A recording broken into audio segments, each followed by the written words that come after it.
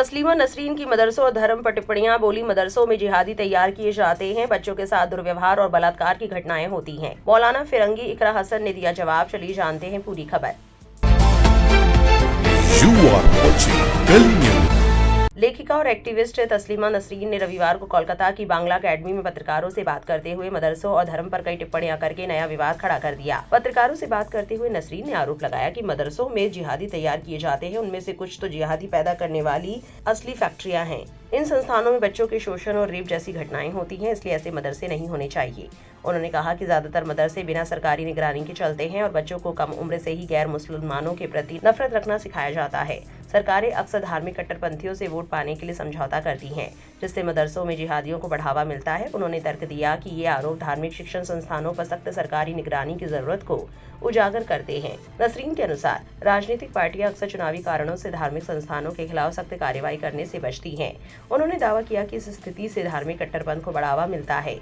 सुधार की जरूरत पर जोर देते हुए उन्होंने कहा कि सभी मदरसे सरकारी नियमन के दायरे में आने चाहिए और शिक्षा प्रणाली में बड़े बदलावों की जरूरत है। नसरीन ने मौजूदा मदरसा प्रणाली को बनाए रखने की जरूरत पर भी सवाल उठाए। उन्होंने कहा कि मदरसा से निकलने वाले कई छात्रों को ऐसी शिक्षा नहीं मिलती जिससे वे अच्छा करियर बना सके और सुझाव दिया कि ऐसे संस्थानों को सेक्युलर स्कूलों में बदल दिया जाना चाहिए। मस्जिदों के निर्माण का जिक्र करते हुए उन्होंने ये भी कहा कि इतनी बड़ी संख्या में धार्मिक संस्थानों की कोई जरूरत नहीं है और तर्क दिया कि सरकार को उन्हें भी रेगुलेट करना चाहिए। उनके इस बयान पर मौलाना खालिद रशीद ने जवाब देते हुए क्या कहा, सुनिए।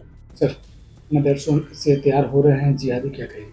ये कोई भी दूसरे मुल्क में आकर के हमारे मुल्क के सिस्टम पर इतना बड़ा इल्ज़ाम लगाई, अपने आप में बड़ी अफसोस की बात है। और जिसने भी इल्ज़ाम लगाया है उनके ख़िलाफ़ हम समझते हैं मुल्क के क़ानून के तहत कड़ी कार्रवाई होनी चाहिए, क्योंकि हमारे यहाँ मदरसों में कुरान और हदीस पढ़ाया जाता है और कुरान और हदीस में बुनियादी तौर पर इंसानियत की और मज़हब के ज़रिए से इंसानियत की तालीम दी जाती है। और मदरसों पर इतनी बड़ी इल्ज़ाम तराशी करना अपने आप में हम समझते हैं कि एक बड़ा जुर्म है। अब सुनिए इकरा हसन ने क्या कहा। देखिए, सबसे पहले तो हम यही जानना चाहते हैं कि वो कौन सी अथॉरिटी हैं जो इस तरह की बातें बोल रही हैं, और दूसरी बात जो हमारे देश की विभिन्नता है और जो डाइवर्सिटी है उस पर किसी को भी इस तरह के बयान देने का कोई अधिकार नहीं है, और वो अपने बारे में बोलें, अपनी हदों तक सीमित रहें तो वो बेहतर होगा।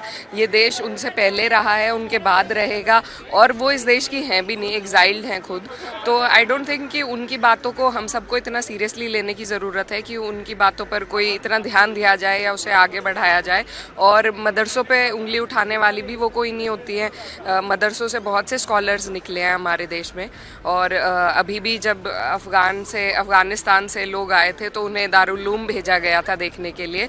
तो ये हमारे देश की खूबसूरती है, और सभी धर्म के, सभी वर्ग के लोग इसमें शामिल हैं, और सभी को अपने अपने जीवन को, अपने अपने कल्चर को आगे बढ़ाने का अधिकार है। इसमें कोई तस्लीमा जी हो या कोई अन्य व्यक्ति हो, इनको उस पर टिप्पणी करने की या कोई ऐसे अपनी ओपिनियन देने की, मुझे लगता है कोई खास हमें उस पर ध्यान देने की ज़रूरत नहीं है। बाकी आपकी क्या राय है कमेंट सेक्शन में जरूर लिखें, और इस वीडियो को लाइक और शेयर करना ना भूलें।